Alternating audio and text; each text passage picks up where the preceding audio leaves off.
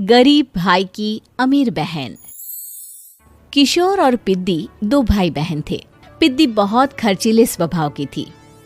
वो जितना कमाती अपने ऐशो आराम में पैसे उड़ा दिया करती। लेकिन किशोर समझदार था, घर को साथ लेकर चलना जानता था। अपनी बहन के जितना कमाता तो नहीं था, लेकिन फिर भी वो किसी तरह घर का खर्च चला लेता था। एक दिन पिद्दी किशोर से कहती है, किशोर तुम थोड़ा ज्यादा क्यों नहीं कमाते? मेरे दोस्त रोज मेरा मजाक उड़ाते हैं। अरे बहन, मैं कोशिश तो कर रहा हूँ। अच्छा सुनो, अगले महीने रक्षाबंधन है, मुझे सोने का हार चाहिए, इससे कम कुछ भी ना लूंगी। अरे दिला दूंगा बहन। किशोर को पूरी रात नींद नहीं आती। उसके दिमाग में बस ये चल रहा था कि उसकी माली हालत इतनी बिगड़ चुकी है, अब वो सोने का हार कहाँ से लाएगा। अगले दिन किशोर सुबह सुबह घर से ये बोलकर निकल गया कि पिद्दी, मैं गांव से बाहर जा रहा हूँ, कुछ दिन घर नहीं आऊंगा। किशोर ने अपने काम के साथ साथ फेरी में कपड़े बेचने भी शुरू कर दिए, जिससे वो ज्यादा से ज्यादा पैसे कमा सके। रात में वो एक बिल्डिंग की चौकीदारी भी करने लगा। अपने काम से थोड़ा बहुत समय निकालकर बस कुछ घंटे की नींद ले पाता था। और कब वो कुछ दिन एक महीने में बदल गए और रक्षाबंधन भी आ गया, पता ही नहीं चला। लेकिन किशोर अभी तक घर वापस नहीं लौटा। जहां वो काम करता था, पिद्दी के नाम का गुल्लक रखा हुआ था। किशोर ने उस गुल्लक को फोड़ा और सारे पैसे इकट्ठा करके एक सोने का हार खरीद लिया। घर में पिद्दी किशोर का इंतजार कर रही थी। तभी किशोर आता है। कहाँ चले गए थे? 4 दिन का कहा था और 1 महीने से पता नहीं कहाँ गायब हो गए थे।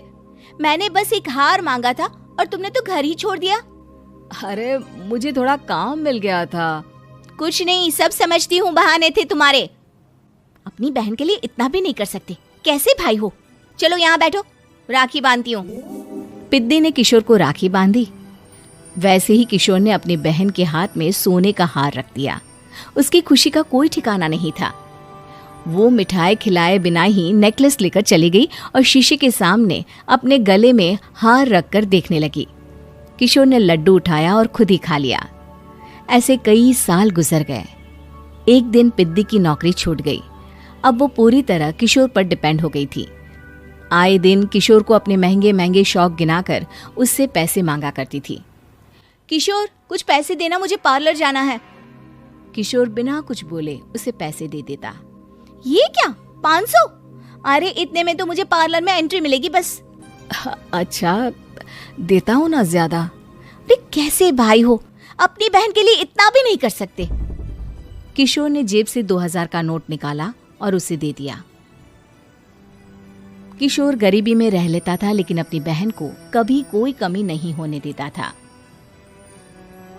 बेटा, पिद्दी तुम्हारी बहन है, उसे कभी किसी चीज की कमी मत होने देना और उसका ध्यान रखना, क्योंकि भाई का फर्ज होता है अपनी बहन का ध्यान रखना।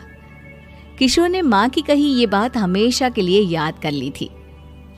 शायद माँ की इसी बात की वजह से किशोर पिद्दी की हर जिद पूरी करता चला आ रहा था।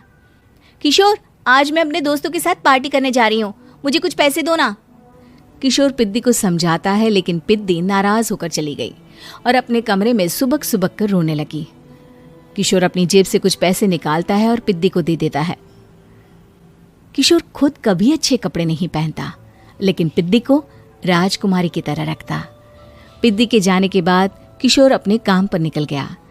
एक तरफ पिद्दी अपने दोस्तों के साथ मस्ती कर रही थी, तो वहीं दूसरी तरफ किशोर पैसे कमाने के लिए कड़ी मेहनत कर रहा था। यार कोई अच्छा सा प्लेटफॉर्म बताओ जहां से मैं डेली का अपना और अपने फैमिली का खर्चा निकाल सकूं और उसमें ज्यादा इन्वेस्टमेंट ना हो। ठीक है, मैं तुम्हें एक ऐसा बिजनेस बता रहा हूं जिससे तुम अपना और अपने परिवार का खर्चा आसानी से निकाल सकते हो और अपना छोटा सपना भी पूरा कर सकते हो। उस बिजनेस का नाम है यूटैग बिजनेस। तो आज ही स्क्रीन पर दिए नंबर पर कॉल करो। कुछ और दिन ऐसे ही बीत गए। एक दिन पिद्दी एक लड़के को लेकर घर आई और उसे किशोर से मिलवाया। किशोर, मुझे इस लड़के से शादी करनी है, लेकिन इनके मम्मी पापा बोल रहे हैं कि उनको दहेज में एक कार चाहिए, तभी वो मेरा और पंकज का रिश्ता कबूल करेंगे। लेकिन बहन, कार खरीदना कोई सब्जी खरीदने के बराबर तो नहीं है। अरे कैसे भाई हो तुम? अपनी बहन के लिए इतना नहीं कर सकते? देखो मैं ज्यादा इंतजार नहीं कर सकती, तुम्हें 1 साल में मेरे लिए कार खरीदनी ही होगी। अच्छा पंकज, एक काम करो, कल तुम अपने माता पिता को घर बुला लो, मैं उनसे तुम्हारे और पिद्दी के रिश्ते की बात कर लेता हूँ। अगले दिन किशोर के छोटे से घर में पंकज और उसके माता पिता आते हैं। बेटा, तुम्हारी बहन ने हमारी शर्त तो बता ही दी होगी।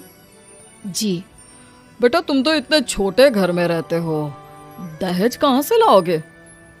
मैं अपनी बहन की खुशी के लिए सब कुछ कर सकता हूँ। पंकज और पिद्दी का रिश्ता तय हो जाता है।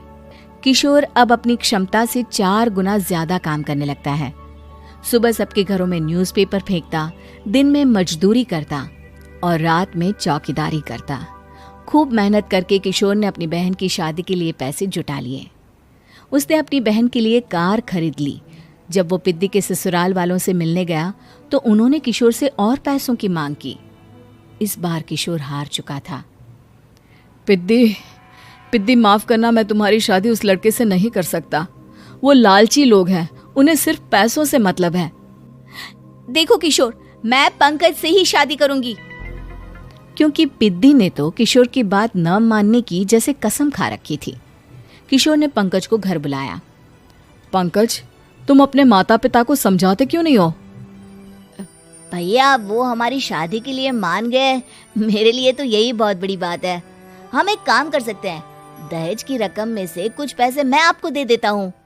अरे लेकिन समाज वाले क्या कहेंगे? अरे जब दुनिया को पता चलेगा तब ना। अच्छा, कुछ पैसे मैं अपने मालिक से कर्ज में ले लेता हूँ। कुछ पैसे पंकज देता है, कुछ वो कर्जा लेता है और अपनी उम्र भर की कमाई वो अपनी बहन की शादी में लगा देता है। आखिर में पंकज और पिद्दी की शादी हो जाती है। पिद्दी की विदाई के बाद किशोर बिल्कुल अकेला पड़ जाता है। अब उसका कमाने में भी मन नहीं लगता। उधारी वाले रोज घर में आकर बैठ जाते हैं। अरे किशोर, अब तो पिद्दी की शादी को 5 साल हो गए, अब तो हमारा पैसा लौटा दो। चाचा, पिद्दी के जाने के बाद किसी भी काम में मन नहीं लगता। अरे तो हमारा पैसा कैसे वापस मिलेगा? जी, कुछ करता हूँ मैं। किशोर के ऊपर बहुत सा कर्जा चढ़ गया था, इसलिए उसने तय किया कि वो ये घर बेचकर सबके पैसे लौटा देगा। अगली सुबह शहर के किसी साहूकार को उसने अपना घर बेच दिया और सबके पैसे लौटा के वो गांव छोड़कर चला गया। पिद्दी ने शादी के बाद कभी अपने भाई का हाल तक नहीं पूछा। किशोर को फर्क नहीं पड़ता था, बस ससुराल में उसकी बहन खुश है ये जानकर उसे खुद की खुशी मिलती थी और ये सोचकर कि उसने माँ से किया हुआ वादा पूरा कर दिया।